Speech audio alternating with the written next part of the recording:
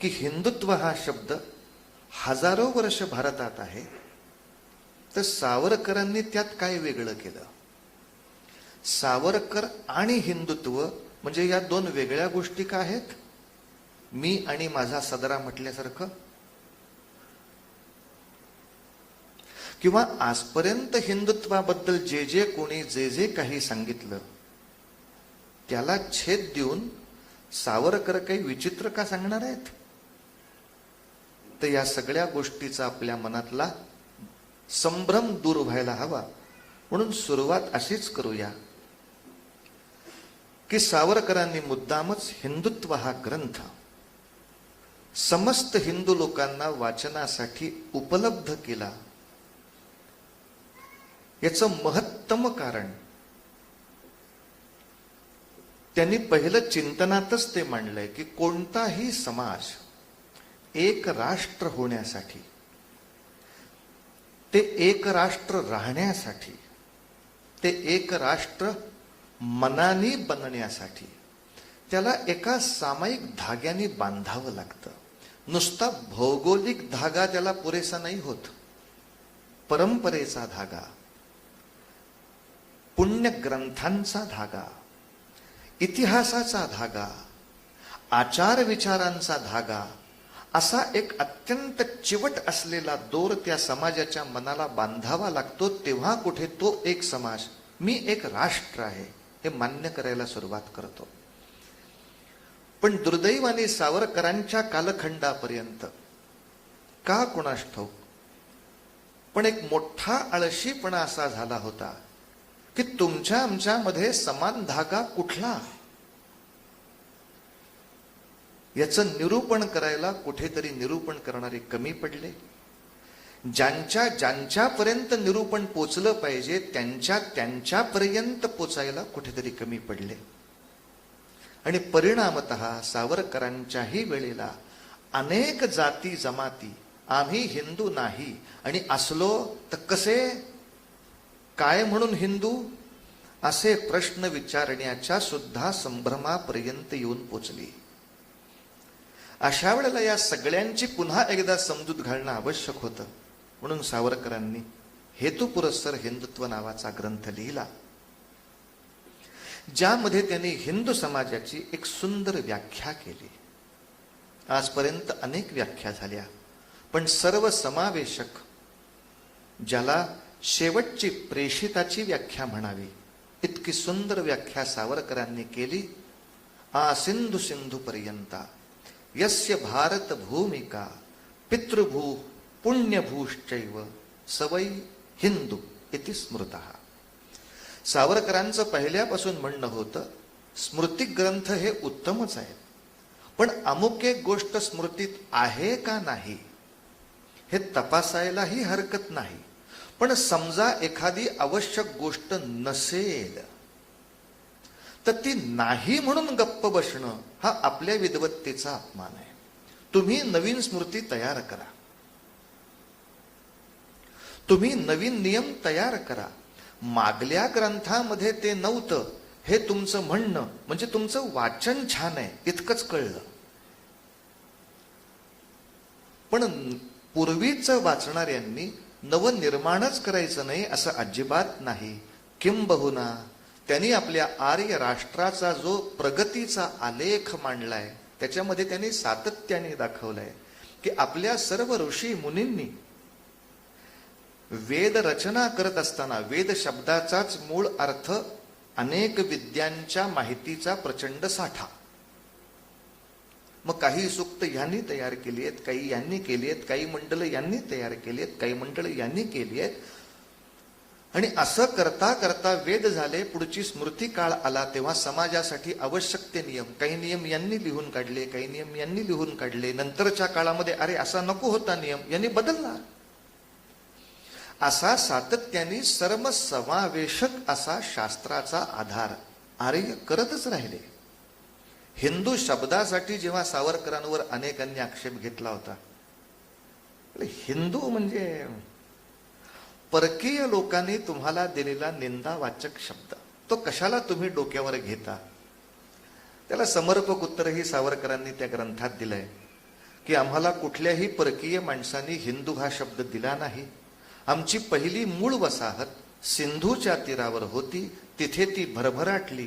त्यामुळे सिंधू संस्कृतीचे आम्ही पुढचे पाईक असल्यामुळे प्राकृत भाषेत स चा ह होणं ही स्वाभाविक प्रक्रिया असल्या कारणाने ते सप्त सिंधू मध्ये राहणारे ते हप्त हिंदू या नावाने आमच्याच भाषेच्या नियमाने आम्ही हिंदू झालो, दुसऱ्यांच्या भाषांनी नव्हे.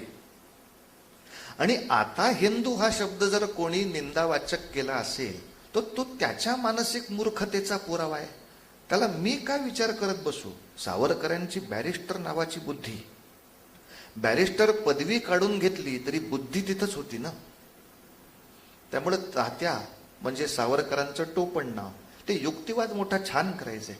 नाव म्हणले अनेक शब्दकोशात, अनेक परकीयांच्या शब्दकोशात असं लिहिलंय हिंदू म्हणजे डांबीस, हिंदू म्हणजे नीच, हिंदू म्हणजे पतित. अशा वेळेला सावरकर त्यांना म्हणत, आता मी आपल्याला एक उदाहरण देतो.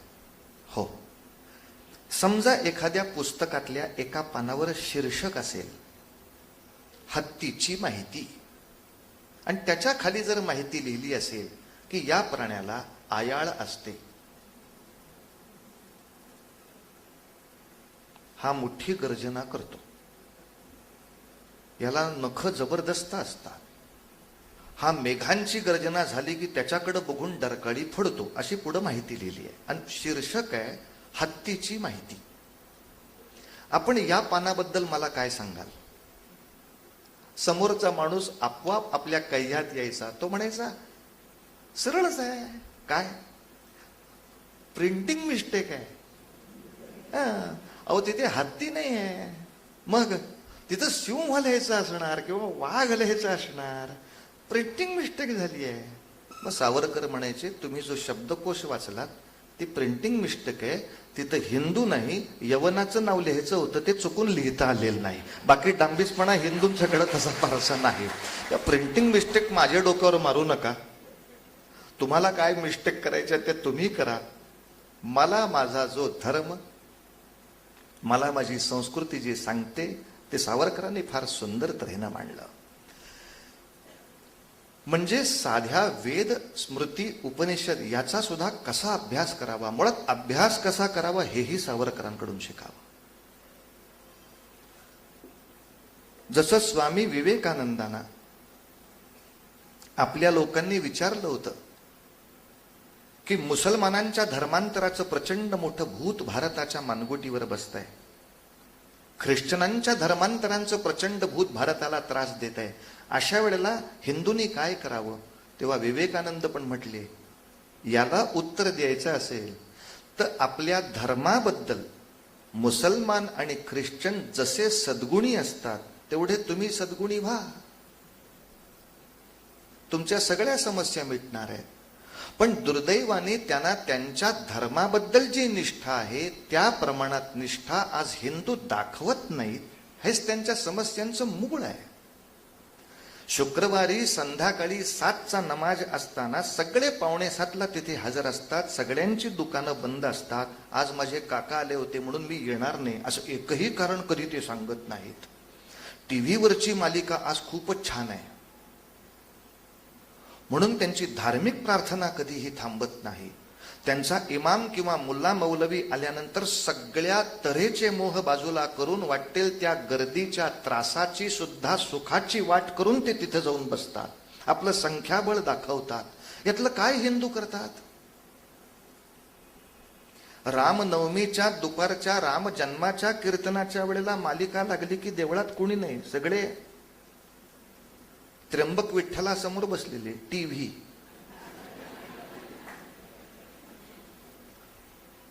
आणि हे एकदा हिंदू करतात कळल्यानंतर सरकार कशाला गप्प बसायला बसलंय? मग गोकुळाष्टमीला इथे सिनेमे लावून ठेवतात. बसा घरीच गोपाळ कृष्णाला न बघता. पण नाही बुवा, माझ्या एखाद्या आचार्याचं या ठिकाणी व्याख्यान आहे म्हटल्यानंतर बाकी सगळे मोह बाजूला सारून मी एकत्र येत नाही. आणि याचं आणखीन एक मोठं कारण त्या काळामध्ये सावरकरांना सापडलं. ज्याच्याबद्दल फारशी चर्चा नेहमी होत नाही, आणि ते एक मोठं कारण आहे. आपल्या धर्माचार्यांनी अखिल हिंदूंची जी एक प्रार्थना आहे ती सगळ्यांच्या मुखातून वदवायला हवी होती, त्या बाबतीत आळस झालेला आहे. जसं मुसलमानाच्या 2 वर्षाच्या पोराला सुद्धा त्याची जी धार्मिक प्रार्थना आहे, ला इलाहा इल्लल्लाह, हा जो काही रसूल त्यांनी म्हणायचा आहे, त्याला बोलायला यायला लागलं की पहिल्यांदा हे तुला बोलता आलंच पाहिजे, कारण ही सगळ्या जगातल्या आपल्या लोकांची प्रार्थना आहे, तू म्हणच. तू मेडिकलला असलास तर हे नाही म्हटलास तर चालेल, असं कधीच मुसलमान नाही म्हणत. आयटीला मुलगा असल्यामुळे हे करायला त्याला वेळ नाही, असं आयटीत बसून म्हणायचं. ख्रिश्चनांची बायबलची जी प्रार्थना आहे, 3ऱ्या वर्षी पोराला बोलायला यायला लागलं, उघड पुस्तक. मी प्रादेशिक प्रार्थना नाही म्हणत आहे, सगळ्या जगातल्या मुसलमानांची एक प्रार्थना आहे, सगळ्या जगातल्या ख्रिश्चनांना एक प्रार्थना आहे, तसं सगळ्या जगातल्या हिंदूंची पण एक प्रार्थना आहे. पण दुर्दैवाने ही आपली राष्ट्रीय प्रार्थना आहे, आणि ही शुद्ध एकाच पद्धतीनं प्रत्येक हिंदू मात्राला म्हणता आलीच पाहिजे. यासाठी घराघरामध्ये जाऊन जे कॉम्पेनिंग करायला लागतं, त्याच्यामध्ये कुठेतरी आमचे प्रचारक कमी पडले. जसं संतांच्या काळामध्ये त्यांनी ते एक ध्येय देऊन ठेवलं होतं, गोरा कुंभार तुम्ही कुठं राहता? मी तेरढोकीला राहतो. हो, तेरढोकीची लोकसंख्या किती? 8,000. या 8,000 घरामध्ये नित्य हरिपाठ चालतो का नाही, ही जबाबदारी तुम्ही घ्यायची आहे. जाऊन बघायचं प्रत्येक घरात, म्हणतोस का रे बाळा हरिपाठ? तुलसीदास तुम्ही कुठे आहात? मी वाराणसी पाशी आहे. ठीक आहे, वाराणसीची लोकसंख्या काय? अमुक अमुक इतक्या इतक्या ठिकाणी. एवढ्या घरामध्ये किमान हनुमान चालीसा चालू आहे का नाही, कोणी बघायचं? घराघरामध्ये जाऊन मी बघीन, माणसाला भेटून विचारीन, म्हणतोस का रे? आणि नशील म्हणत तर का नाही म्हणत, ही आपली सगळ्यांसाठी प्रार्थना आहे, म्हण. त्याच्या पुढे तो नाही म्हटला तर दोष त्याचा, पण सांगेपर्यंत तरी काम माझं होतं. म्हणून आपल्याकडे प्रत्येक पूजेनंतर जी मंत्रपुष्पांजली म्हटली जाते, ही हिंदूंची राष्ट्रीय प्रार्थना आहे. म्हणून वेद काळामध्ये किंवा उपनिषद काळामध्ये आरती हा प्रकार फारसा कुठेच नव्हता. कारण आरत्या आपण ज्या आता मराठी म्हणतो, या समर्थांनी आणि इतर लोकांनी रचलेल्या आहेत. दास रामाचा वाटपा हे सदना, हे रामायणात कसं म्हणणार? पण रामायणामधल्या अयोध्येमध्ये देवळं होती, पूजा होत्या, विष्णूला आरती ओवाळली जायची. म्हणजे धूप दीप या पद्धतीनं पूजाविधी महाभारतातही आहे, रामायणातही आहे, त्याच्याही आधीच्या काळात आहे. मग ते धूप दीप झाल्यानंतर सगळे काय म्हणत होते? यज्ञेन यज्ञमयजंत देवास्तानि धर्माणि प्रथमान्यासन्न. आणि त्याच्यामध्ये प्रत्येक हिंदू मात्र प्रतिज्ञा घेत होता, पृथिव्यै समुद्रपर्यंताया एक राळीती. या समुद्रापासून म्हणजे सिंधू समुद्रापासून हिंदुकुश पर्वतापर्यंतची ही सगळी भूमी एक राळ, एक छत्र राहण्यासाठी अहम सभासद इति, म्हणून मी देवाच्या पायी प्रतिज्ञा घेतोय, मी याचा कायम सभासद राहीन. पण हे मंत्रपुष्प प्रत्येक हिंदूला आलं पाहिजे असा हट्ट नाही झाला ना. असं वाटलं होतं की घराघरातले आईबाप शिकवतील, पण जेव्हा लक्षात आलं की ते आईबापांनाही शुद्ध येत नाहीये, तेव्हा तर जागं व्हायला पाहिजे होतं. आता आईबाप बाजूला राहिले, जे पौरोहित्य करतात त्यातल्या अनेकांना ते शुद्ध येत नाहीये, त्यांची विरामस्थानं बदलतायत. आता तर जागं व्हायला पाहिजे. पण दुर्दैवाने सावरकर समोर पाहतायत की माझ्या समोर असलेला इतका विराट असलेल्या हिंदू समाजातल्या 80-85% लोकांना म्हणताच येत नाहीये. आणि ह्याच्या उलट मुसलमानांची प्रार्थना 99% नाही, 101% मुसलमानांना म्हणता येते. प्रार्थना, एक देवाची उपासना हा एक राष्ट्र उभं करण्याचा प्रचंड मोठा घटक आहे. म्हणून सावरकरांनी हेतू पुरस्सर पुण्यभू हा शब्द आपल्या व्याख्येत ठेवला. भारत ही त्याची फक्त पितृभूमी नाही. काही लोकांचा ह्याच्यावर पण आक्षेप आहे. का म्हणले मातृभूमी शब्द का नाही म्हणत आहेत ते? जेव्हा भावनेचा प्रश्न येतो तेव्हा ते मातृभूमी म्हणतात, पण जेव्हा कायद्याचा प्रश्न येतो तेव्हा ते कायदे तज्ञ आहेत.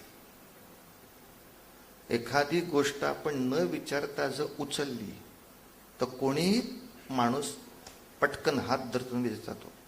का नेतोयस? का ते बापाचं आहे काय? ते बापाचं असावं लागतं.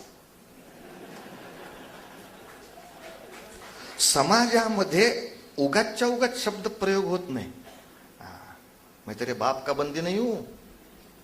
कुठलीही म्हण वापरताना, अधिग्रहण करताना पितृभू हा शब्द वापरला जातो.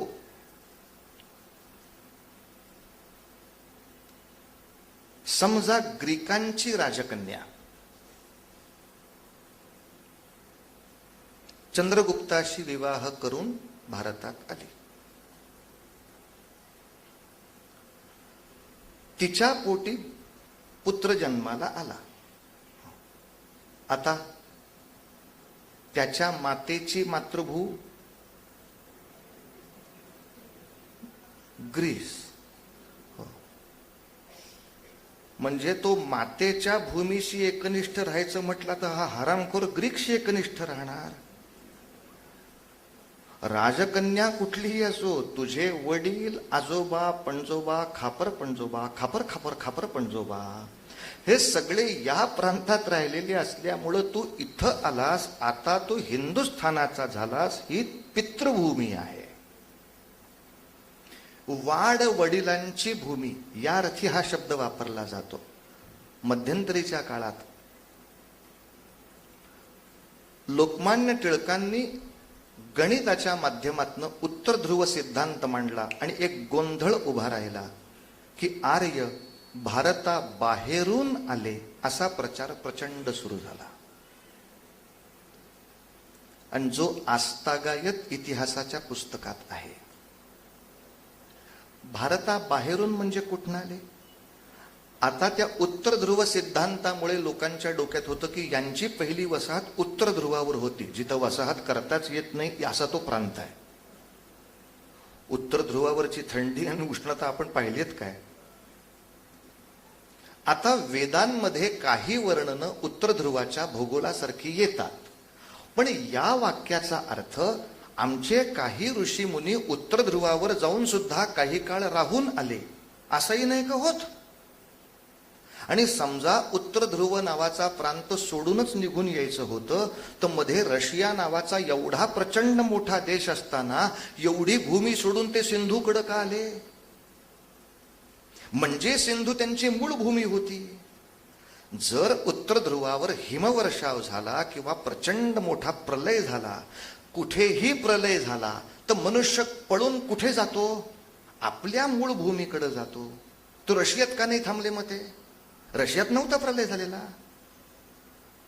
भारतामध्ये दंगल सुरू झाली तर भारतातला फ्रेंच माणूस कुठे पळून जाईल? भारत आणि फ्रान्सच्या मध्ये बरेच देश आहेत, तो तिथे जाईल का? नाहीच जाणार, तो फ्रान्सलाच जाणार. भारत आणि जर्मनीच्या मध्ये बरेच देश आहेत, भारतातनं निघालेला जर्मन माणूस मध्ये कुठे थांबेल का? तो जर्मनीत जाऊन आपल्या निश्वास टाकणार.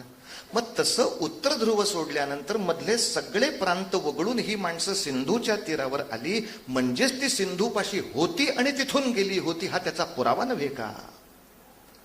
पण दुर्दैवाने तर्कशास्त्र नावाचं शास्त्र वापरायचं नाही.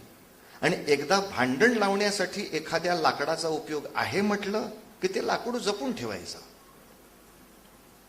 आर्य भारताबाहेर आले आणि इथल्या सगळ्या लोकांचा त्यांनी अन्यायकारक युद्ध करून पराभव केला आणि ह्यांच्यावर स्वामित्व उभं केलं. मुळात सगळी जमात सिंधूच्याच तीरावर राहत होती. आर्य हे कुठल्याही जमातीचं नाव नाही. वेदांमध्ये आणि पुराणांमध्ये आर्य हा शब्द गुणवाचक आहे, वर्णवाचक किंवा जातीवाचक नाही. कारण तो वर्णवाचक असेल तर काहीही करून ते बदलत नाहीच. मग कृण्वन्तो विश्वम आर्यम ही प्रतिज्ञा घेता कशी येईल?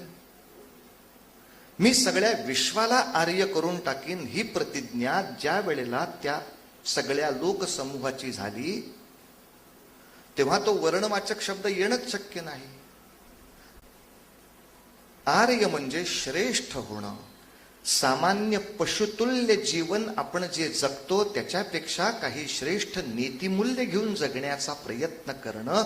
म्हणून समाजातल्या एखाद्या सन्माननीय माणसाला तो शब्द वापरला जायचा, हे आर्य यावे. आर्य म्हणजे श्रेष्ठ होणं. सामान्य पशुतुल्य जीवन आपण जे जगतो त्याच्यापेक्षा काही श्रेष्ठ नीतिमूल्य घेऊन जगण्याचा प्रयत्न करणं. म्हणून समाजातल्या एखाद्या सन्माननीय माणसाला तो शब्द वापरला जायचा, हे आर्य यावे. आणि संस्काराने कोणीही आर्य होऊ शकतो ही वेदांनी प्रतिज्ञा केली. मग प्रश्न आलाच कुठे आता? आर्यांनी बाहेर न यायचा? इथल्याच लोकांनी जेव्हा यज्ञ संस्कृती शोधून काढली, अग्नी हा माणसाच्या जीवनातला सगळ्यात मोठा चमत्कार घडवणारा घटक आहे. एक भाषा आणि दुसरा अग्नी. जेव्हा भाषेचा शोध लागला तेव्हा प्रगती प्रचंड गतीनं झाली. तसा अग्नीचा शोध लागला तेव्हा गती प्रचंड प्रमाणात झाली. अनेक धातू वितळवता येऊ लागले, त्याचा उत्तम वापर करता येऊ लागला. अग्नीचा साक्षात्कार झाला. पण वेदांमध्ये किंवा उपनिषदांमध्ये यज्ञ या शब्दाचा अर्थ विटा लावून चौकोन करणे आणि कुठली तरी लाकडं जाळणे इतकाच मर्यादित नाही. तोही एक आहे, यज्ञाचं तेही एक अंग आहे. पण वेदांनी पंचयज्ञ सांगितले, त्यातला हा एक यज्ञ आहे, देवयज्ञ. पण बाकी सामान्य आचार ज्याला म्हणतात, सामान्य आचार विचार म्हणून ज्याला म्हणतात, की विद्यार्थ्यांनी गुरुची कृपा संपादन करून उत्तम विद्या शिकावी, हा गुरुयज्ञ आहे त्याचा. म्हणजे एक नीतिमूल्यात्मक उत्तम आचार विचार, की प्रत्येक माणसाने स्वतःचं खाणं सुरू करण्यापूर्वी सगळेच खाण्यासाठी भुकेलेले असतात याची कल्पना करून प्रत्येकासाठी थोडं थोडं द्यावं. याला वेदांनी म्हटलं भूतयज्ञ. भूतयज्ञ म्हणजे भूतांना बळी नव्हते द्यायचं त्याच्यात. यांची कल्पना करून मला भूक लागली, मी कमावतो, मी खातो, याला प्रकृती म्हणतात. दुसऱ्याला मिळू नये म्हणून हिसकावून मी खातो, त्याला विकृती म्हणतात. आणि सर्वांनाच भूक आहे असं लक्षात घेऊन यथाशक्ती सगळे मिळून खातो तेव्हा त्याला संस्कृती म्हणतात. या शब्दाचा एक सुंदर आलेख आर्यांनी तेव्हा उभा केला आणि प्रत्येक गृहस्थाला एक धर्म दिला.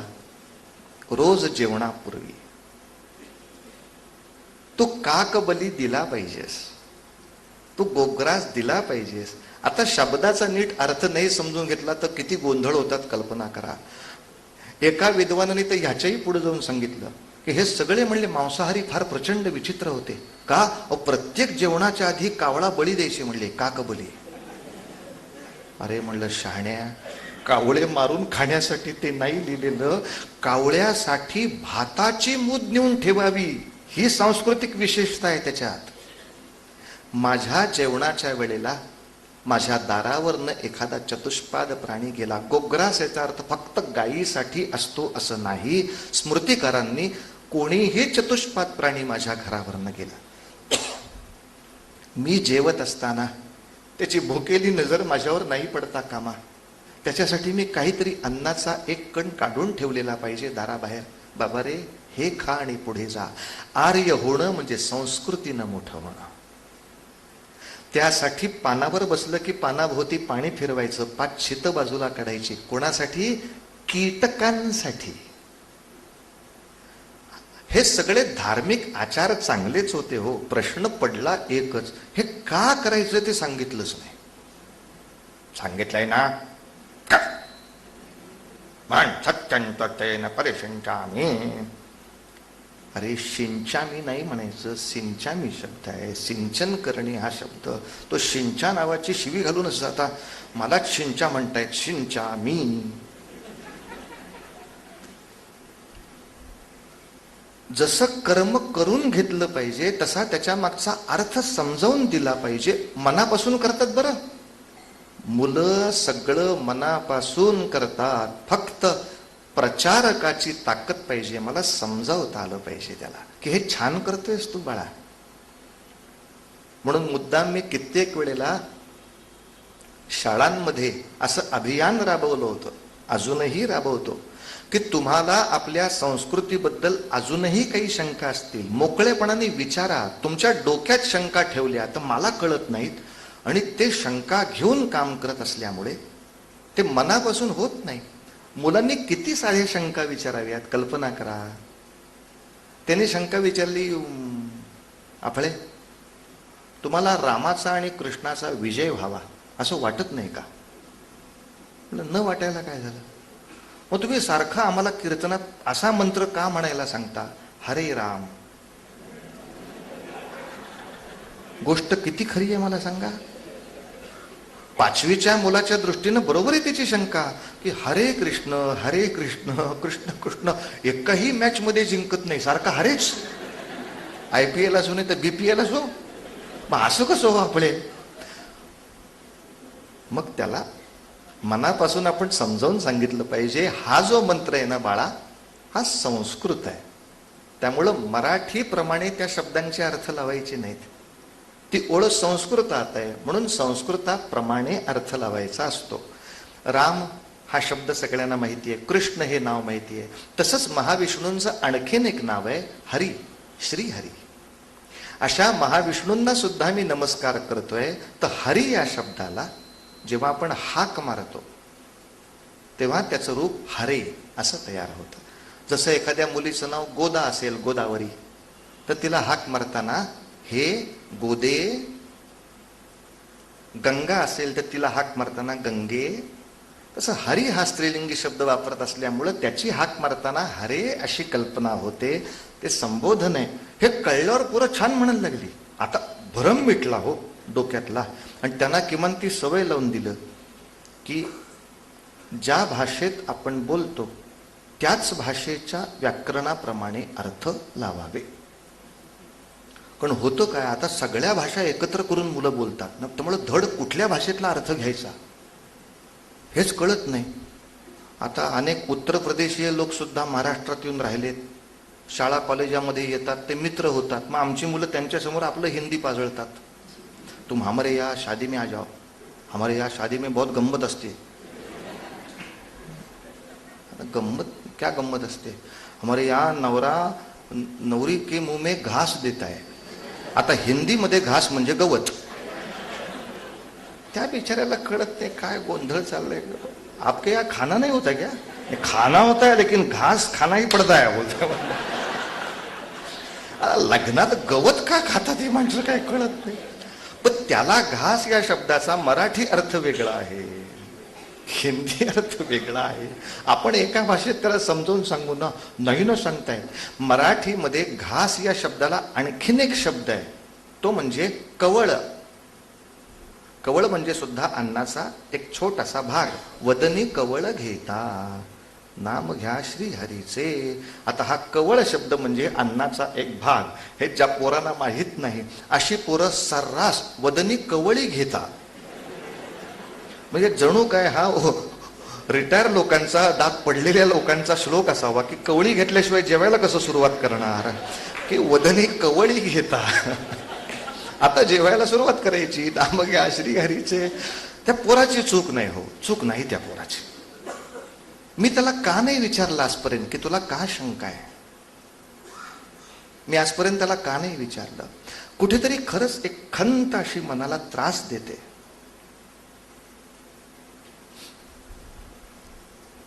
की जसे मुसलमानांकडून प्रत्येक प्रांताप्रमाणे माणसं नियुक्त केली जातात. महाल भाग, इतकी घरं, एवढी घरं तू कव्हर करायची. धरमपेठ भाग, एवढी घरं तुम्ही कव्हर करायची. इथं सगळीकडे आपलं पुस्तक पोचलंय का नाही बघा. पण असं पुणे विभाग, नानापेठ यातली घरं एवढी, या प्रत्येक घरामध्ये हरिपाठ किंवा भगवद्गीता पोचले का नाही बघा, असं आपल्या आचार्य पीठाकडून कोणी अपॉइंट का नाही झालं?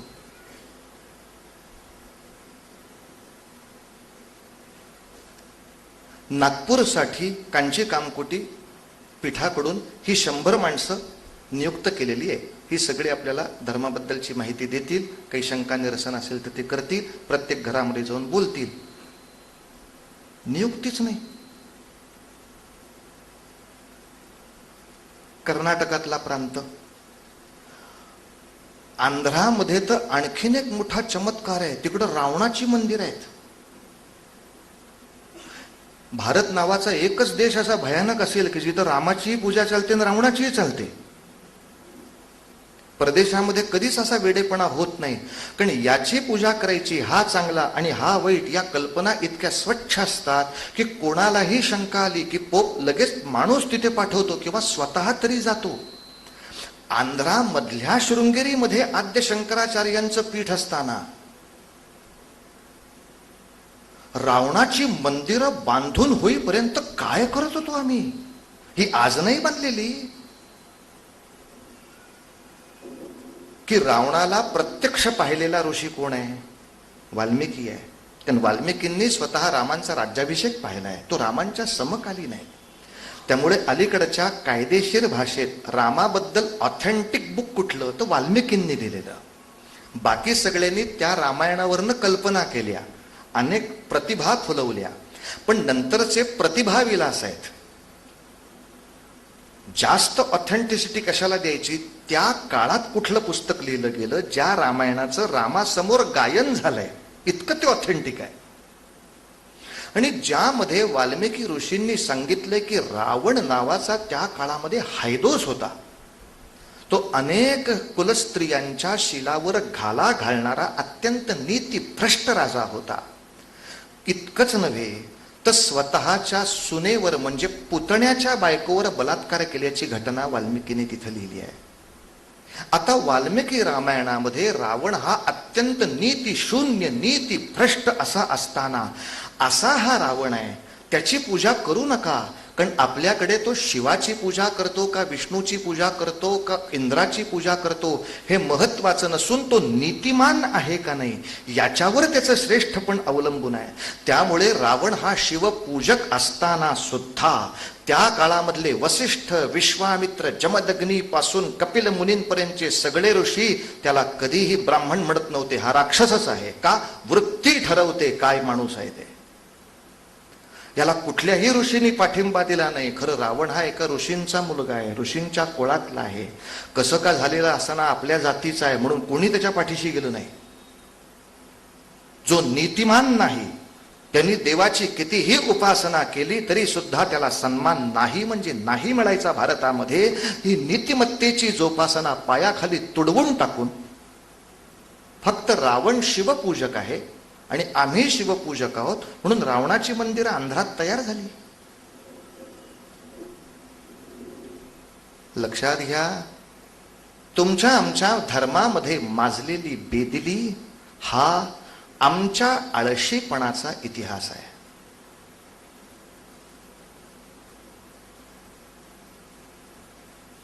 बरं, अपॉइंटमेंट इतक्या लोकांची करायला पैसे नव्हते हे मात्र कारण आता नको. पैसे होते पण ते यासाठी वापरायचे असतात अशी अक्कल नव्हती. म्हणून तर पैसे नुसतेच पडून राहिले पद्मनाभ मंदिराच्या तळघरात. पैसे नुसतेच पडून राहणार आहेत आता साईबाबांच्या डोक्यावर 2 कोटीचे मुकुट करून. पैसे तसेच पडून राहणार आहेत तिरुपतीच्या खजिन्यामध्ये. पण या खजिन्यातून 5-5, 10-10 हजार रुपयाचा पगार देऊन आपल्या महाविष्णूंच्या बद्दल आदरच केला जाईल अशा रीतीनं प्रत्येक हिंदूच्या घरात त्याची योग्य माहिती पोचते का नाही याच्या तपासण्या करायला माणसं नको नियुक्त करायला. शेवटी सावरकरांचा दुःखाने वैताग हा झाला. म्हणले माणूस मी तर काही सारखा पाठवू शकत नाही, किमान पुस्तकाच्या रूपाने पाठवतो की अरे जुन्या काळामध्ये आपण काय प्रगत झालो वेड्यानो, काय प्रगत झालो. अगस्ती नावाच्या ऋषींनी तर विंध्य ओलांडून दक्षिणेपर्यंत जी थडक मारली आणि या थडकीमध्ये एक एक काम असं सुरू केलं. ज्या कुठल्या जाती जमाती असतील, द्रविड असतील, राक्षस असतील, दैत्य असतील, असुर असतील, किन्नर असतील, यक्ष असतील, मालव असतील, पुलव असतील, सगळे सामील करून घेतले. आपण एकत्र आहोत, आपण सप्त सिंधूचे आहोत, आपण हप्त हिंदूचे आहोत, आपण आर्य आहोत. अशा कथा तयार केल्या, त्याचं वाङ्मय तयार केलं, त्या कथांचा प्रचार केला. अरे तुम्ही कशाला माझ्यापासून वेगळे समजताय स्वतःला. कश्यप नावाचा ब्रह्मदेवांचा नातू होता. ब्रह्मदेव म्हणजे सृष्टी निर्माण करणारे, त्यांचा नातू म्हणजे कश्यप. हो, मग त्याला 2 पत्नी होत्या. मग एक दिती एक आदिती. एकीची संतती देव आणि दैत्य ही दुसरीची संतती. तुम्ही आमचेच आहात. विस्ताराचा केवढा मोठा हेतू आहे. तुम्ही यक्ष, किन्नर, नाग वगैरे वेगळे का मानता. विनितेपासून कश्यपांची सगळी संतती आहे. नाग आमचीच संतती आहे, भूत आमचीच संतती आहे. इथं नाग म्हणजे सरपटणाऱ्या प्राण्याबद्दल मी बोलत नाहीये. हे नागा संस्कृतीबद्दलचा विषय चाललाय. हा नागालँडचा विषय आहे. तिथले लोक स्वतःला नाग म्हणून घेतात, भूतांचे लोक स्वतःला भूत जमाती म्हणून घेतात. ज्या ज्या कुठल्या जमाती असतील ते तुम्ही सगळे कोण आहात. आमचे आहात नव्हे, आपणच सगळे एक आहोत. आपण एका वंशाचे आहोत, आपण एका रक्ताचे आहोत. गंमत म्हणून आहे का, मधल्या काळामध्ये आर्यांच्या बद्दल हा खोटा प्रचार केला होता आणि आर्य शब्द सुद्धा लांब राहिला होता. तो प्रचार ब्राह्मणांवरती येऊन थांबला होता की आर्य म्हणजे कोणतं ब्राह्मण. आता परत ते बाहेरून आले, त्यामुळे हे या वंशाचेच नाहीत. म्हणून प्रयोगशाळांमध्ये भारतातल्या अनेक ब्राह्मणांचे आणि अनेक बाकी सगळ्या जातींच्या समूहाचे रक्तगट एकत्र करून त्याचे DNA चाचण्या झाल्या आणि विज्ञानाने उत्तर दिलं की सगळ्यांची रक्तजाती एक समान आहे, यात परकीय रक्त नाही. आता विज्ञानाने सांगितल्यानंतर सुद्धा भांडणं चालू ठेवण्यासाठी ही चुलखंडच लावायची असतील तर तुमची पापं तुमच्यापाशी. पण वैदिक संस्कृतीनं ह्या सगळ्यांना एवढं एकत्र केलं की एखाद्या आश्रमाच्या शेजारी राहणारी शबरी नावाची भिल्ली, ती जर म्हणाली ऋषीवर्य मला तुमच्या आश्रमात येऊन राहायचंय, राहा. प्रभूची सेवा करण्यासाठी आयुष्य वेचायचंय, राहा. राक्षसांना या लोकांचा राग होता. याचं कारणही तेच का, ते प्रांत घेतात, तिथं यज्ञ करतात. यज्ञ म्हणजे पुन्हा एकदा नुसता धूर यज्ञ नव्हे, आणि अर्थात यज्ञातला धूर हा सुद्धा वाया जाणारा पदार्थ नव्हे. आता जेव्हा त्याचं प्रमाण आणि वेळ चुकली तेव्हा त्याची निंदा झाली. पण जोपर्यंत त्याच्यामधून वातावरण शुद्धीचे प्रकार होत होते तोपर्यंत तो प्रियच होता सगळ्यांना. इतकंच नव्हे तर यज्ञातून उत्कृष्ट प्रकारची औषधं निर्माण करण्याची कला ऋषींना त्या काळात साधली होती. म्हणून पुत्रकामेष्टी यज्ञ केल्यानंतर त्याच्यातून पायसदान नावाचं एखादं सुंदर औषध तयार झालं तर ते दशरथाला खात्रीने सांगू शकत होते, घे, मुलं झालीच पाहिजेत, घेऊन बघा. इतके अनबॅलन्स कधीच नाही राहिले होते. आपले काय होते तुम्हाला पायात चमक येते, ही गोळी घेऊन बघा, चांगली हो. गोळी घेतल्याबरोबर बरं वाटलं, हा छान वाटलं, आता पोटात गुरगुरत आहे. हो का, दुसरी गोळी आहे, ही घेऊन बघा आता. हा, पोटात गुरगुरणं थांबलं, आता डोकं जरा चक्कर होते असं. तिसरी गोळी आहे, घेऊन बघा. तीही घेतली. चौथ्या दिवशी मी परत तिथेच. आता काय होते आपले, जीव घाबरल्यासारखा होतोय. असं काय करता सारखं सारखं तुम्ही? पायात चमक येत होती, हो, गेली का नाही? गेली. मग पोटात गुरगुर होत होतो, गेलं का नाही तुमचं? गेलं. डोक्यात चक्कर येत होती, गेली का नाही? हो. आता काय होत आहे? जीव घाबरा होतोय, तोही जाईल ना. घेऊन बघा, घेत राहा. मेला माझ्यावरच प्रयोग करते मगापासून. ऋषी म्हणजे हे घेतलं अमुक झालंच पाहिजे. अनेकांना माहीत नसेल, प्रभू रामचंद्र ज्या कोदंडाने युद्ध करतात, हे कोदंड अगस्त्य ऋषींनी तयार केलं, आपल्या आश्रमात तयार केलं. म्हणजे एका बाजूला ॲम्युनिशन फॅक्टरी, दुसऱ्या बाजूला मेडिसिन फॅक्टरी इज यज्ञ. याच्यामध्ये विज्ञान चालू आहे, याच्यात ते रसायनशास्त्र शोधतायत. आणि अगस्तींचा आश्रम असताना ते रामासाठी शस्त्र करतायत. आमचं उपासना मंडळ कसं धार्मिक आहे, तेव्हा ते युद्ध आणि शस्त्र वगैरे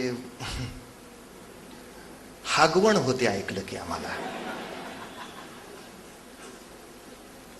जेव्हापासून युद्धाचा, धर्माचा, सज्जनांच्या साठी वीरश्री दाखवण्याचा आणि धर्माचा संबंध तोडला, तेव्हाच आमचा ऱ्हास झाला.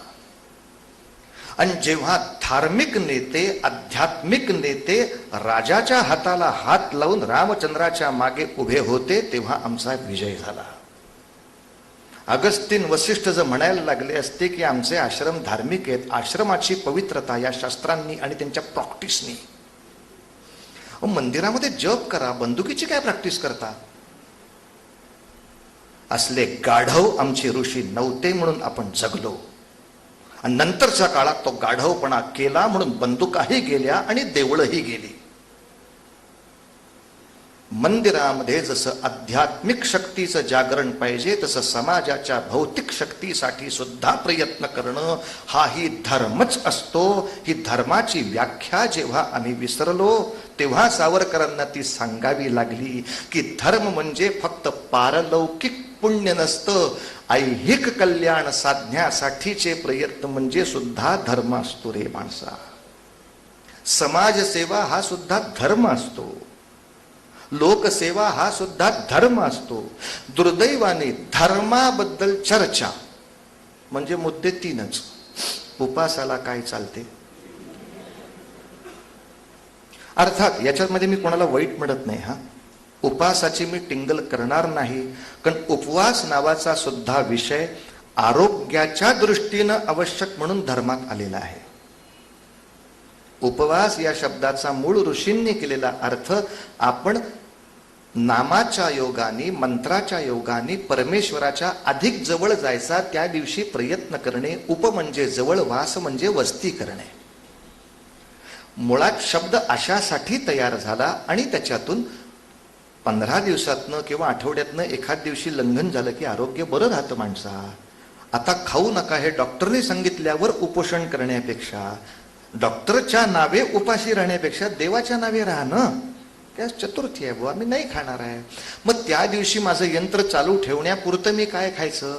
फलाहार असा शास्त्रामध्ये शब्द आहे की फळांचा आहार, रेडीमेड फूड, जे करत बसायला वेळ जात नाही. घेतलं सफरचंद, कापलं, फोडी केल्या, खायला. आ फळे खा फळे, 1 मिनिटात काम भागलं. बरं, फ्रेश फ्रुट्स, तब्येत छान राहणार. त्याचा आपण चुकीचा अर्थ घेतला पुढे आणि मध्ये प्रकाशन पण आलं होतं, उपवासाचे 108 पदार्थ. माणसं म्हणतील उपासाला 108 खातात, बाकीच्या वेळेला काय करत असतील लोक लेखाचे. कारण हा वेडेपणा करू नये, वेगवेगळे पदार्थ म्हणून म्हणावं. कारण उपवास या शब्दाची सुद्धा भारतभर व्याख्या वेगवेगळी आहे. हा, आंध्राकडे उपवासाला इडली चालते. मग अशा वेळेला प्रश्न येतो, बर उत्तरेमध्ये उपवासाला साबुदाणा कोणीच खात नाही. अशा वेळेला नेहमी माणसं प्रश्न करतात, मग भारत हे एक राष्ट्र आहे असं म्हणताच कसं, ज्यांचे आचार विचारच कधी एक नाहीत. मुसलमानांचा रोजा असतो म्हणजे असतो रोजा, मग सगळ्यांचा असतो. मग किती सगळ्यांचा असतो? आयुष्यभर बोलायचं काम नाही. त्या दिवशी उर्दू स्कूल मधली आणि उर्दू महाविद्यालयातली सुद्धा कॅन्टीन बंद असतात. आम्ही जरा सुधारणावादी मुसलमान आहोत, आम्ही काही फारसं उपास वगैरे पाळत नाहीत. असले गांडुळं एकदाही मुसलमानांनी जगू दिली नाहीत, म्हणून ते उत्तम राहिले. आज उपास आहे म्हणजे उपास आहे,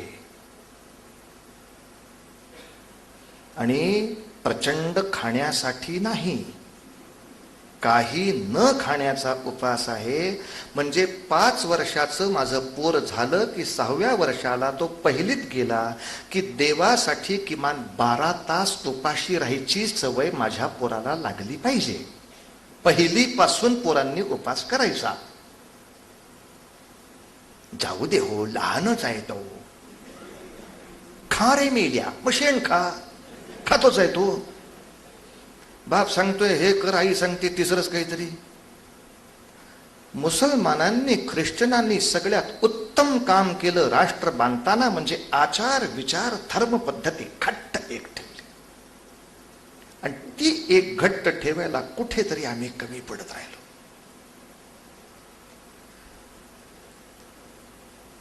त्या मनाने राष्ट्रीय उपास बरेच छान झाले. मध्यंतरीच्या काळात लालबहादूर शास्त्रींच्या कालखंडामध्ये भारतामध्ये जेव्हा तांदूळाची प्रचंड मोठी टंचाई उभी राहिली, तेव्हा लालबहादूर शास्त्रींसारखा पंतप्रधान, दुर्दैवाने भारताला फार काळ ते लाभले नाहीत, पण जो काही काळ लाभला शास्त्रीजींचा, आहा सुवर्ण काळ होता देशाचा. त्यांनी तिथून जाहीर केलं होतं, अरे देवा धर्मासाठी आपण उपास करतोच, राष्ट्रासाठी उपास करूया. दर सोमवारी सगळ्यांनी तांदूळ खायचं सोडा, सगळ्या राष्ट्राचा शिल्लक राहिलेला तांदूळ आपला देश वाचवेल. खरंच लोकांनी सोडला होता. 99% लोकांनी. आता तो तांदूळाच्या टंचाईचा विषय गेल्यावर सुद्धा बरेच लोक लालबहादुरांची आठवण काढून तो उपास करत होते.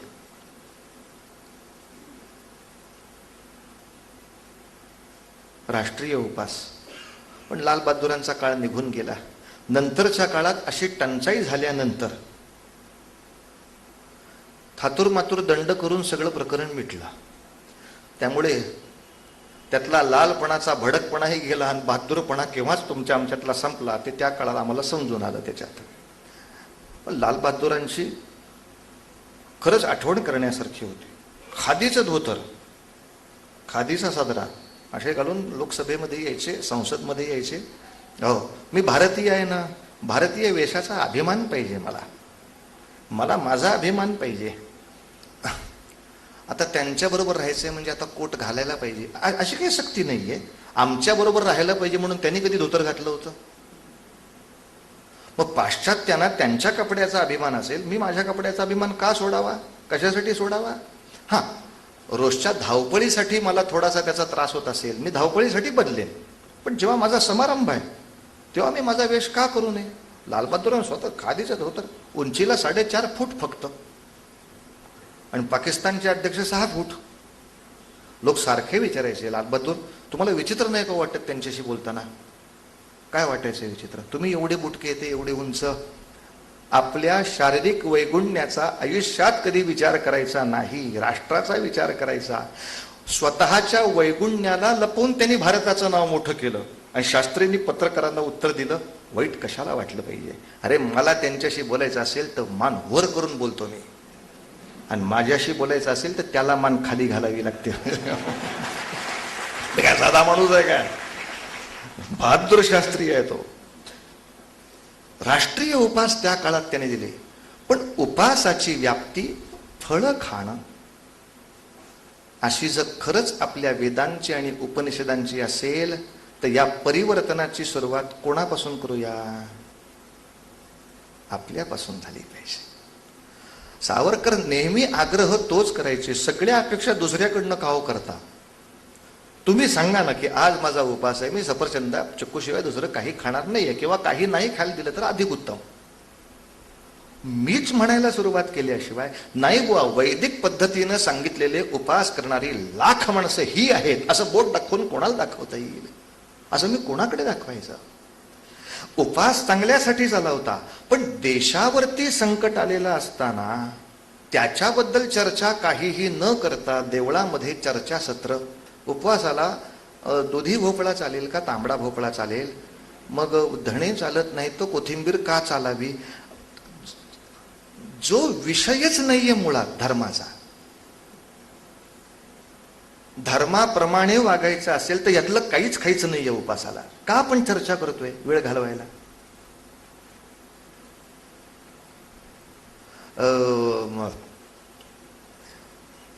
जप करण्यासाठी मांडी घालून बसावे का? वाजल्यामुळे पारलौकिक पुण्य मिळतं. आणि त्याही पेक्षा सावरकर म्हणाले, आमच्या धर्माची हानी आणि राष्ट्राची हानी झाली, कारण आम्ही राष्ट्रधर्म धर्म या शब्दामध्ये अडकून पुन्हा तो व्यक्तिगत करून टाकला. आपण बुवा प्रचंड धार्मिक आहे तो, म्हणजे काय पुढे विचारा. कोणाच्या हातचं खात नाहीत, साधं आहे का? दुसऱ्याच्या हातचं पाणी सुद्धा चालत नाही. त्यांनी भांड्यात पाणी आणून दिलं तर भांड विसळून घेतात आणि परत पाणी पितात. याला धर्म म्हणतो आपण? म्हणजे मग सावरकर म्हणतात वैदिक ऋषींना तुम्ही घालूनच टाकलं. अगस्त्य ऋषी राक्षसाकडे दैत्याकडे जाऊन म्हणायचे, तुझं अन्न खातून तुला आर्य करतो, चल.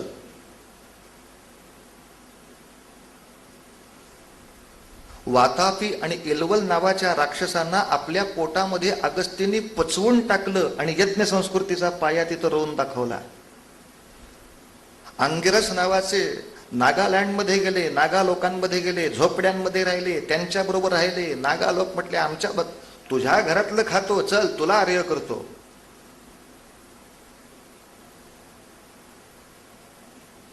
म्हणजे मी सगळ्यांचं ग्रहण करून या सगळ्यांना मोठं करीन. हा राष्ट्रधर्म बाजूला राहिला आणि मी इतरांशी संबंध ठेवत नाही, म्हणजे मी धार्मिक आहे. हा जेव्हा व्यक्तिधर्म बोकाळला तेव्हापासून सावरकर म्हणतात भारताची हानी तिथे झाली. ज्या क्षणी अगस्ती म्हणायचे, दैत्यानो तुम्ही माझ्याच बरोबरीचे आहात, आणि त्यांनी इतकं मोठं काम केलं होतं की नंतर राक्षसांनी सुद्धा संस्कृत भाषा स्वीकारली, त्यांनी सुद्धा वैदिक मंत्र स्वीकारले. रावण स्वतः वेदतज्ञ झाला. आसेतु हिमाचल सगळी एक भाषा स्वीकारली गेली. राष्ट्रीय एकात्मतेला संस्कृत भाषेला मान दिलाच पाहिजे. जुन्या कालखंडापासून ते जवळजवळ आत्ताच्याही कालखंडापर्यंत भारताची प्रचंड एकात्मता संस्कृत भाषेनं राखून ठेवली आहे. म्हणून तर इंग्रजांनी हेतुपुरस्सर पहिलं काम हेही केलं की संस्कृताचा प्रेमाचा धागा तोडा, भारत लवकर तोडता येईल. का त्यांना दिसलं होतं की भारतामध्ये एक हिंदी सुद्धा सगळ्या प्रांतात एकसारखी नाही बोलली जात. किंबहुना हिंदी राष्ट्रभाषा म्हणायची का नाही याच्यावरही वादंग आहेत. पण असं संस्कृत बद्दल नाही होत आहे. असं संस्कृत बद्दल नाही होत आहे. बद्री केदार हिमालयामध्ये सुद्धा भगवान शंकरांच्या पूजेसाठी जो रुद्र म्हटला जातो, तसाच्या तसा रुद्र उज्जैनच्या महाकाळेश्वराला, तसाच्या तसा रुद्र महाराष्ट्रातल्या भीमाशंकराला, तसाच्या तसा रुद्र रामेश्वराच्या टोकाला. विष्णू सहस्रनाम जे म्हटलं जाईल ते द्वारकेच्या टोकाला तेच आणि जगन्नाथपुरीच्या टोकाला तेच. हिंदूंची 4 धाम यात्रा हे त्यांचं जे ध्येय दिसलं, याच्यातच भारताच्या सीमा त्यांनी पकडून ठेवल्या होत्या. बद्री केदारला जायचं, जगन्नाथपुरीला जायचं, रामेश्वरला जायचं, द्वारकेला जायचं, म्हणजे 4 धाम झाले. भारताला संपूर्ण सन्मान दिला म्हणजे 4 धाम झाले. फक्त उत्तरेत फिरलो, दक्षिणेत फिरलो, 4 धाम नाही. मी पूजेला बसो, कुठेही बस, महाराष्ट्रामध्ये पूजा कर, आंध्रामध्ये कर, तमिळनाडूमध्ये कर, कन्याकुमारीला कर, नाही तर हिमालयात कर, बिहारमध्ये कर. समोर आचमन केलंस की देवाला सांग स्नान करताना या कलशामध्ये कोण आहेत? गंगा, सिंध, सरस्वती च यमुना, गोदावरी, नर्मदा, सगळ्या 7 नद्यांना बंधन करणं. कावेरी पासून ते वरच्या सगळ्यांना वंदन करून जलेस्मिन सन्निधिं कुरु असं म्हण आणि या सगळ्या जलाने देवाला स्नान घाल. ऋषींनी सातत्याने सगळ्यांना एक बांधायचा प्रयत्न केला. या 7 नद्या आपल्या आहेत बरं, आणि या सगळ्या नद्यांचं पाणी आपलंच आहे बरं. हो, नाही तर युपीच्या लोकांनी म्हणायचं गंगेच्या पाण्यात वाहून गेलो तरी चालेल, पण महाराष्ट्राला थेंब नाही मिळू देणार, मराले को दुष्काळात. मग इकडच्या धरणवाल्या लोकांनी म्हणायचं पंढरपूरला आषाढी एकादशी आली म्हणजे आपल्याला पर्वणीच आली पाणी अडवायची, नाहीच देत पाणी. खरं म्हणाल तर भारताकडे एवढं पाणी आहे की हे भांडण करणारे सगळे मुडदे या पाण्यात वाहून जातील. पण दुर्दैवाने प्रश्न सोडवायचा नाही आणि तो चालू ठेवायचा, ही जी खोड अंगाला लागली त्याच्यातून हा त्रास सुरू झाला. मध्ये गंगा कावेरी प्रकल्प केवढा सुंदर काढला होता की तिकडचं फक्त अतिरिक्त असलेलं पाणी आपण इकडं वळवूया. जसं भगवान शंकरांनी तिकडं गंगा निर्माण केली आणि उरलेलं पाणी महाराष्ट्राला देऊन दक्षिण गंगा गोदावरी तयार केली. हे जे ॲग्रिकल्चरल वर्क आहे भगवान शंकरांचं, की पाणी एकाच ठिकाणी जास्त ठेवून उपयोगाचं नाही. आता हेच न कळल्यामुळे आमची कार्टी विद्वानच असतात. शंकरांच्या डोक्यातनं कसं पाणी येतं? म्हटलं कोणा गाढवाने तुला सांगितलं की ते डोक्यातनं पाणी येतं? ते डोक्यावर घेतलेलं पाणी आहे. आता हे माहीत नसलं तर त्याला उगाच शंका वाटते, मणक्यात पाईपलाईन टाकली का बघतो तो.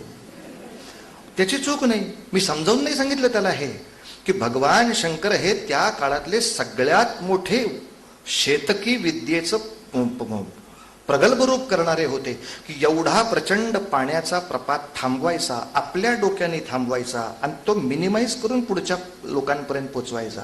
केवढं प्रचंड मोठं कार्य आपल्या सगळ्या दैवतांनी केलं वेड्या. सावरकरांचा पुण्यभू या शब्दातला हा अर्थ होता की राष्ट्रातल्या सगळ्या लोकांना एकाच गोष्टीबद्दल, एकाच म्हणजे किमान समान गोष्टींबद्दल प्रेम राहिलं पाहिजे, आदर राहिला पाहिजे. एकाच ठिकाणी रामाचाही आदर आहे, रावणाचाही आदर आहे, पांडवांचाही आदर आहे आणि कौरवांचाही आदर आहे, कृष्णाचाही आदर आहे आणि कंसाचाही आदर आहे. कुठल्या कंसात जाऊया आपण?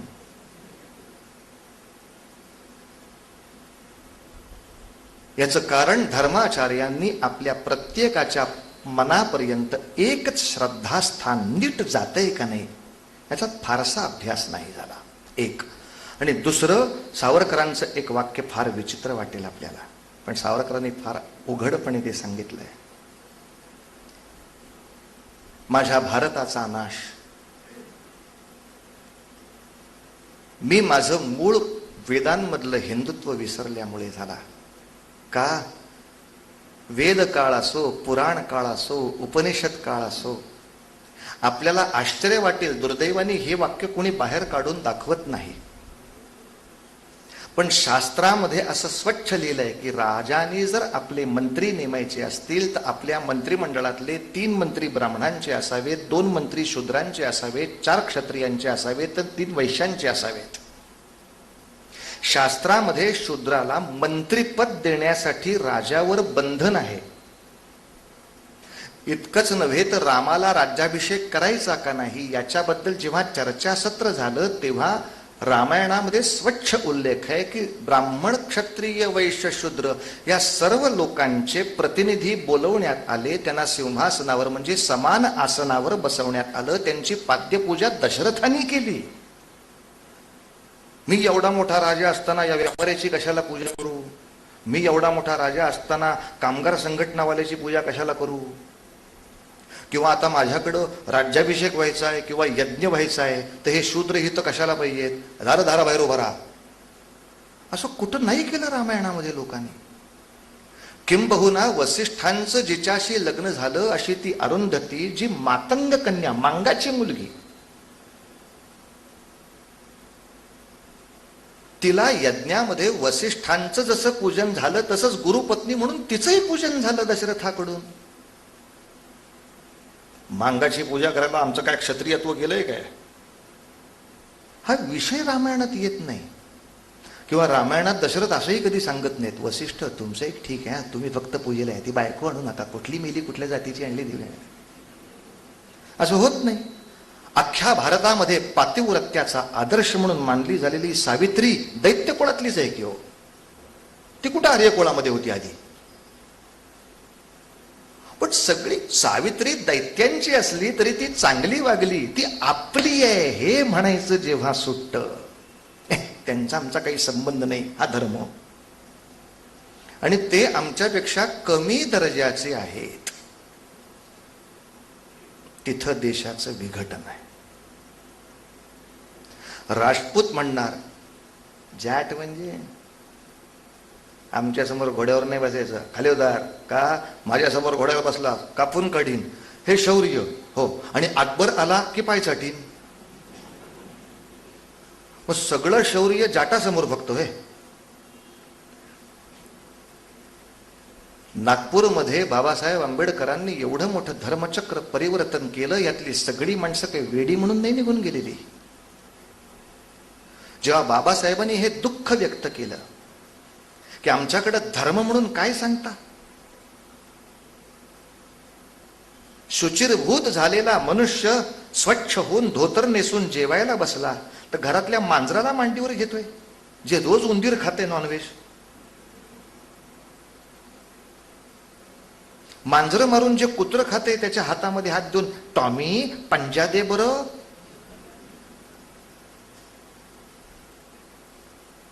कुत्र्याचा हात चालतो, मांजराचा हात चालतो, आणि माणसासारखा माणूस शेजारी तर चालत नाही रे.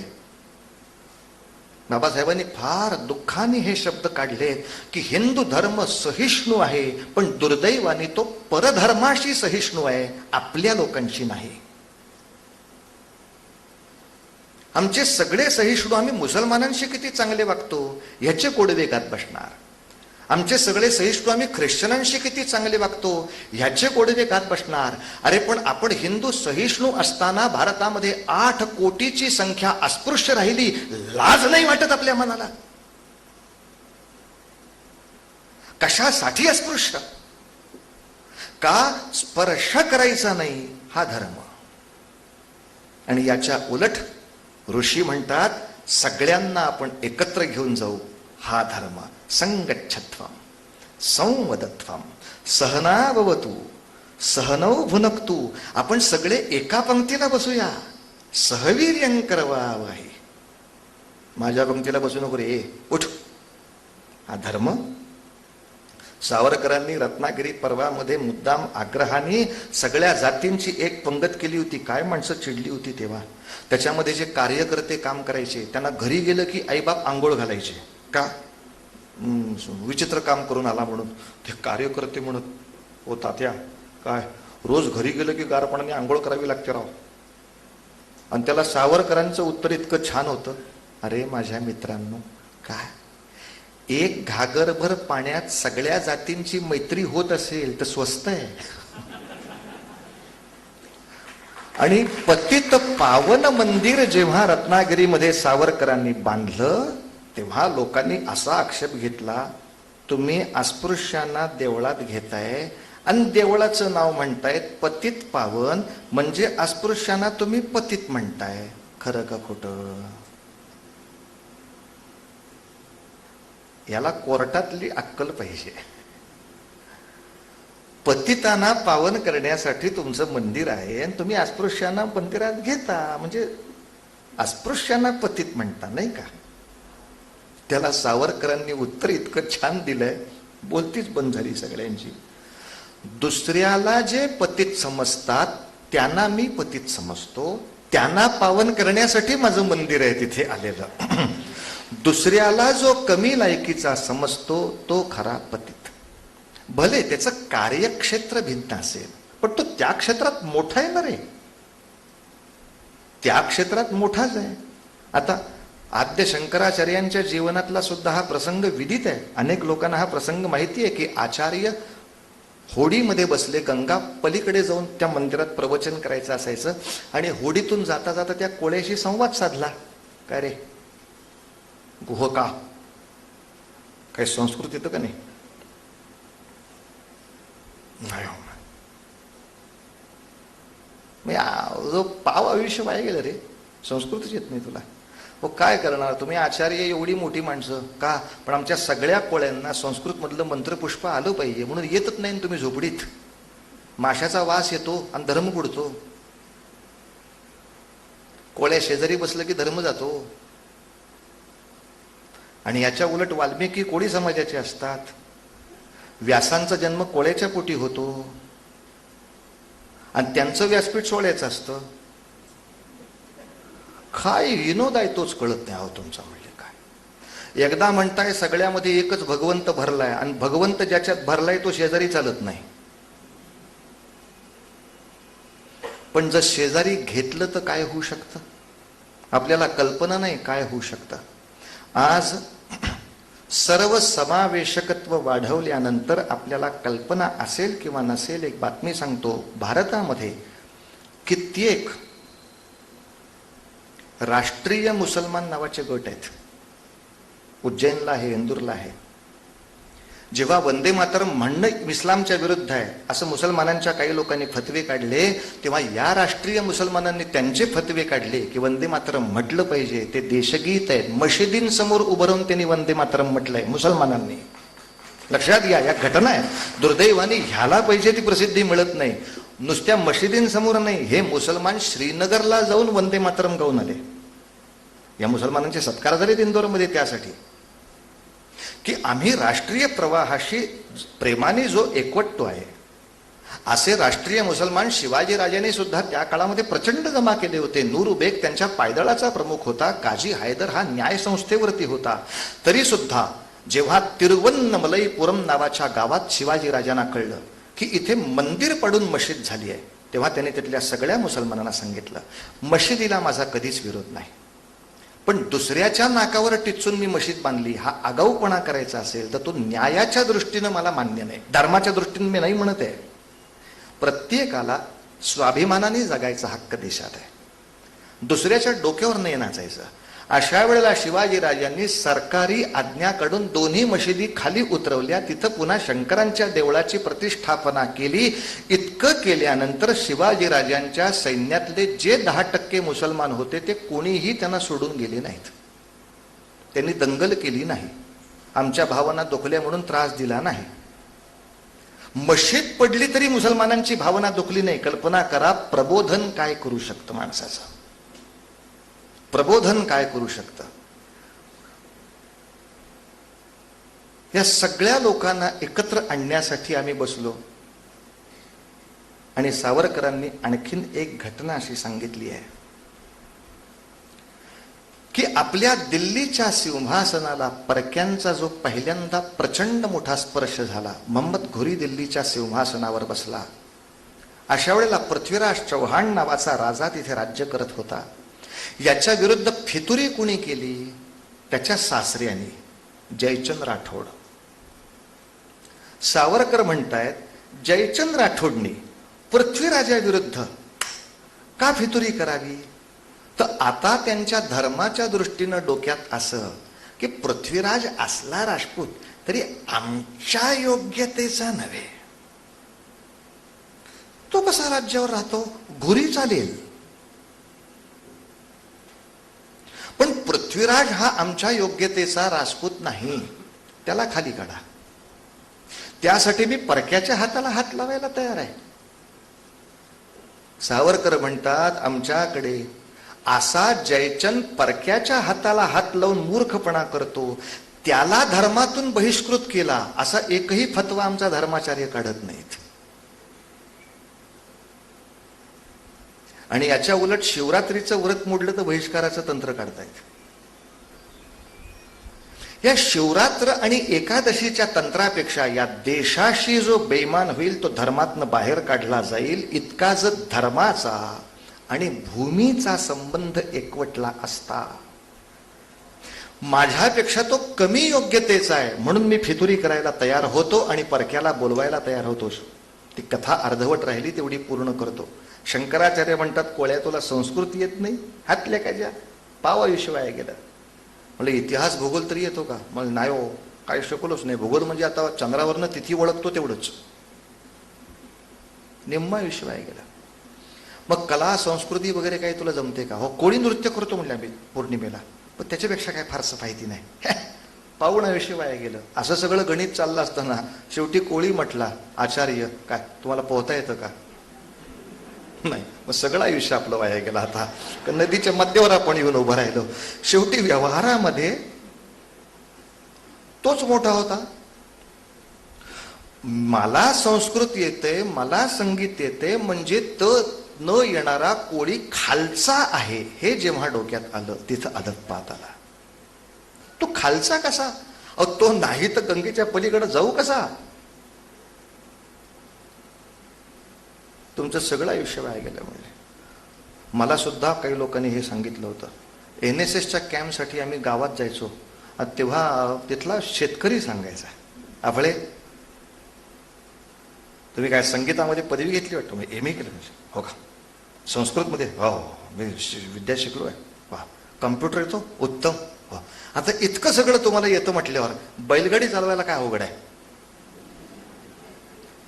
आमची आहे बैलगाडी, चालवा की. मी बिचारा त्या बैलगाडीवर चालून त्या बैलावर सगळे प्रयोग करून बघितले की त्यांनी चालावं. त्याला 2 चाबूक मारल्यावर तो बैल असा दीनवाणा नजरेनं उलटा माझ्याकडे बघायचा. त्याच्या नजरेतच प्रश्न होता, बैल कोण आहे? आपले तुला बैलाबद्दल काही माहिती आहे का? माझ्या मालकाने सांगितल्याशिवाय बैल जागचा हालत नाही. मुकी बिचारी कुणी हाका अशी मेंढरे मेंढर नसतात. त्यांच्या मालकाने हुर्र म्हटल्याशिवाय मेंढरू जात नाही. तुम्ही उचलून आणा ते त्याच्याकडे मालकाकडे परत जातं. म्हणजे दुसऱ्यांनी हाकललं तर आपण ऐकायचं नाही. आपल्या माणसांनी सांगितल्याशिवाय त्याचं ऐकायचं नाही. हे मेंढराला कळतं, बैलाला कळतं, हिंदूंना कळेल. तो सुदीन समजायची वेळ आहे. पृथ्वीराजापासून आमच्या सगळ्या अधपातामध्ये एक आम्ही धर्माचार्य निवृत्तीवादाबद्दल फार बोलत राहिलो, प्रवृत्तीवाद फारसा शिकवला नाही. आणि हा समाज त्याच्या योगक्षेमाची व्यवस्था मी लावीन आणि त्याला सद्धर्मामध्ये ठेवीन या कुठेतरी प्रयत्नात तुम्ही आम्ही कमी पडलो. त्याचा परिणाम माणसं दुसरीकडे जायला लागली, नव्हे कट्टर व्हायला लागली. शूद्रांनी सगळ्या वरच्या लोकांची फक्त सेवाच करायची असं आम्ही म्हणायला लागलो. आणि जुन्या काळातला शूद्राला मंत्री होता येतं हा धर्म बाजूला पडला. परिणामतः मलिक कफूर आणि खुसरू खान ही 2 अशी जबरदस्त सेनानी माणसं सुलतानाच्या हातामध्ये लागली, ज्यांनी 15-15, 16-16 हिंदूंचे राज्य बेचिराग करून आपल्या ताब्यामध्ये घेतली. हे प्रचंड बेचिराग करणारे सेनापती दोन्हीही शूद्र होते. ते हिंदू असेपर्यंत सैनिक पण होऊ शकत नव्हते. यांचाच पराक्रम आचार्यांनी पाठीवर हात ठेवून चल पुढे म्हटलं असतं तर हाच पराक्रम त्यांनी हिंदूंसाठी केला असता. पण तू शूद्र आहेस, तू आमच्यापेक्षा खालच्या लायकीचा आहेस. धर्मामध्ये जेव्हा तुझा माझा संबंध सुटतो तेव्हा भयानक अवस्था होते. बस समापन असं करतो. अनेक लोक अजूनही संभ्रमात आहेत की तुम्ही हिंदुत्ववाद स्वीकारता, म्हणजे स्पर्श अस्पर्श अस्पृश्यता सोळ ओळ वगैरे हे सगळं तुम्हाला करायचं आहे का काय? सावरकर म्हणतात सोवळ ओवळ आणि पूजा अर्चा हे ज्या प्रमाणात मानवाला हितकारक आहेत, भविष्याला हितकारक आहेत, त्या प्रमाणात आम्ही ते स्वीकारणारच आहोत. कारण ते वाईट नाहीये. जगातली कुठलीच गोष्ट वाईट नाही, त्याचं प्रमाण आणि वेळ चुकली की त्रास होतो. त्यामुळं आम्ही आवश्यक ते ऋषीमुनींचे आचार विचार जे वर्तमानाला चांगले आहेत आणि भविष्याला पोषक आहेत ते आम्ही चालू ठेवू. जे आत्ता वर्तमानाला ठीक नाहीत आणि भविष्यामध्ये हानी व्हायची शक्यता आहे त्यांना आम्ही सन्मानाने बाजूला करू. असा भविष्याकडे व्यापक दृष्टीनं पाहणारा परिवर्तनीय हिंदू धर्म हा हिंदुत्वामध्ये सावरकरांनी मुद्दाम उपयोजला. त्यामुळे शंकरांचे भक्त म्हणजे हिंदू का, विष्णूचे भक्त म्हणजे हिंदू का? शंकराचार्यांनी एक प्रयोग असाही केला की सगळी दैवत एकत्र एकाच गाभाऱ्यात बसवून टाकली. या कोणाचाही भक्त म्हणजे हिंदू. हिंदू माणूस जो धर्म पाळतो तो हिंदू धर्म नव्हे, तर हिंदू धर्मामध्ये जे जे असतात ते धर्म जे पाळतात ते हिंदू. अशी एक मोठी दोरी पितृभू पुण्यभूश्चैव. हिंदूंच्या धर्मांतराची जेव्हा त्यांना कारणं सापडली, विहिरीमध्ये पाव टाकला असं कळलं, त्या विहिरीचं पाणी प्यायलं, झाले सगळे धर्मांतरित. पण वेदांमध्ये आणि शास्त्रांमध्ये आपत धर्माच्या वेळेला कुठलंही पाणी प्यायलेलं चालतं, हे स्मृतिवचन का नाही सांगितलं? आपत धर्म जेव्हा असतो तेव्हा काही चालतं.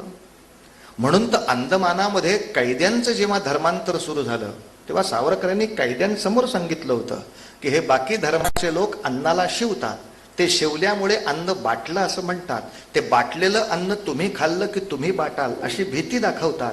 ही भीती निराधार आहे, डोक्यातनं काढून टाका. मी एक वेदांताचा आणि स्मृतिशास्त्राचा आर्यांच्या हिंदू संस्कृतीचा अभ्यासक म्हणून सांगतो, धर्माचे स्थान हृदयात आहे, पोटामध्ये नाही. आपत धर्माच्या वेळेला या ठिकाणी तुम्ही शत्रूंनी हात लावलेले अन्नच काय, शत्रू खाल्लात तरी आपण बाटत नाही, खाऊन गिळून संपून टाका पाहिजे असेल तर. कोणीही बाटत नाही. हिंदुत्वापासून जोपर्यंत एका श्रेष्ठ संस्कृतीचा मी पाईक आहे म्हणून तो सदाचाराने श्रेष्ठ मानव धर्माने वागत असेल तोपर्यंत तो हिंदुत्वाचाच राहतो. या आपत धर्माने तो बदलत नाही. सावरकरांचं या हिंदुत्वावर किती प्रेम असावं, त्याचं एक वाक्य फार सुंदर आपण या पत्रिकेवर छापलंय की सावरकर नेहमी म्हणत, उद्या सूर्य निघून गेल्यानंतर जगाचं काय होईल याची मला फारशी काळजी वाटत नाही, तो देव बघेल. पण मी निघून गेल्यावर माझ्या हिंदू समाजाचं काय होईल? कारण सावरकरांनी या हिंदू समाजाच्या आणखीन एक दोषाकडे लक्ष ठेवलंय, ते म्हणजे त्यांचा बेसावतपणा. पृथ्वीराजाचा पराभव करून घुरीचं राज्य दिल्लीवर स्थापित झालं. लक्षावधी मंदिरं फुटली, लक्षावधी स्त्रियांच्या शिलांचा अपहार झाला, लक्षावधी गायी कापल्या गेल्या, तरी सुद्धा बाकी सगळ्या हिंदू राजांनी पटकन एकजूट करून एक फळी उभीच केली नाही. इस्लाम नावाचं आक्रमण काय आहे, ख्रिश्चन नावाचं आक्रमण काय आहे, हे आक्रमण कळलेलं असताना, हे धर्मावरचंही तेवढंच मोठं आक्रमण आहे हे दिसत असताना पटकन सगळे धर्माचार्य पटकन एकत्र झालेत, सगळे पुरोहित एकत्र झालेत, पटकन सगळे हिंदू राजे एकत्र झालेत. आपल्या धर्मावर आघात आहे बरं. नंतरच्या खिलजीचा माणूस देवगिरीवरती येऊन आदळतो तोपर्यंत देवगिरीच्या राजा दक्षिणेतल्या राजांची एकजूटही करत नाही. मध्ये श्वास घ्यायला 200 वर्षाचा कालखंड असताना हिंदू किती बेसावत. महाराष्ट्राचं राज्य परक्याच्या हातात निघून गेलं तरी सुद्धा कर्नाटक, आंध्र, तमिळनाडू त्यांचा उपास तापास व्रतवैकल्यामध्ये चर्चा चालू आहे. पण उत्तरेत काय चाललंय यासाठी दक्षिणेमध्ये आपण कशा तऱ्हेनं संघटन केलं पाहिजे चर्चाच नाही. आणि सावरकर म्हणतात, हा बेसावतपणा माझा हिंदू समाज कधी सोडणार आहे तेच कळत नाही. बस हिंदू समाजातल्या अनेक उणिवांची चिकित्सा मी केली, सावरकरांचा ग्रंथ समोर ठेवून केली. आणि सावरकर नेहमी सांगत, हिंदुत्वाने प्रचंड यश मिळवलंय पूर्वीच्या काळात, त्या यशाचे जर आपण धनी असू तर जे अपयश आलंय तेही मान्य करा, त्याचेही आपणच धनी आहोत. आपण ते उणिवा काढायचा प्रयत्न करू तर अपयश धुतलं जाईल. आणि शेवटचा त्यांचा विषय तो होता, सावरकर जाऊनही आता कित्येक वर्ष झाली, 66 साली गेले. पण आज पुन्हा 2013ला आपल्याला हेच म्हणावं लागतं ना की अजूनही हिंदू नावाचा माणूस देवळात खूप आहे, मठात खूप आहे, व्रतात खूप आहे. हे वाईट आहे असं नाही म्हणत आहेत सावरकर, पण त्या तुलनेत तो राष्ट्राचं चिंतन करत नाही. हा देशद्रोह नव्हे का? तो आतंकवाद्यांची माहिती मिळवत नाही, त्याच्या विरोधामध्ये मला काही उभं करायचं असेल तर एखादी फळी तो उभी करत नाही, वकिलांची भेट घेत नाही, पोलिसांची मैत्री ठेवत नाही, सैनिकांची ओळखही नाही. किती बेसावध असावं. लव जिहादची सगळी पत्रकच्या पत्रक लोकल पासून आगगाड्यांपर्यंत उर्दूमध्ये छापली गेली. ज्यांनी वाचायची त्यांनी वाचली. आमच्या देशातल्या 30,000च्या वर बायकात पळवल्या गेल्या. पण आता आतंकवादी दुर्दैवानी ही भाषा वापरतात म्हटल्यावर मला ती वाचता आली पाहिजे, एवढा सुद्धा वर्ग कुठल्या देवळात नाही उघडला. राष्ट्राचं चिंतन नाही, देशाचं चिंतन नाही, धर्माचं चिंतन म्हणजे व्यक्तिगत मोक्ष कसा मिळेल याच्या उपासनेचं चिंतन होतं. सावरकर शेवटचं सांगतात, बाबांनो, धर्म अर्थ काम मोक्ष असे 4 पुरुषार्थ हिंदू धर्माने सांगितलेत. मोक्ष हा शेवटचा पुरुषार्थ आहे. आधी धर्म अर्थ काम या देशाचं नीट राहील ते पहा आणि मग मोक्षाकडे जाऊया ना. काहीच न करता फक्त मोक्ष मिळवत बसणं हे आत्महत्या केंद्रातही असतंच. असा वेडेपणा करू नका. सावरकरांचं वाक्य ते होतं की या भारताच्या बाहेर मुसलमानांचे 50 देश आहेत. उद्या मुसलमानांना काही अडचण आली तर ते धावून यायला तयार आहेत किंवा त्यांना घेऊन जायला तयार आहेत. ख्रिश्चनांचे 90 देश आहेत. काहीही अडचण आली तर ते धावून यायला तयार आहेत, त्यांना घेऊन जायला तयार आहेत. हिंदूंना सांभाळणारा एक देश जगाच्या पाठीवर नाही. एकमेव हिंदुस्थान, तो सुद्धा हिंदुस्थान राहील का नाही ही शंका यावी इतकं मुसलमानांचं आणि ख्रिश्चनांचं लांगुल चलन सरकार करत सुटलंय.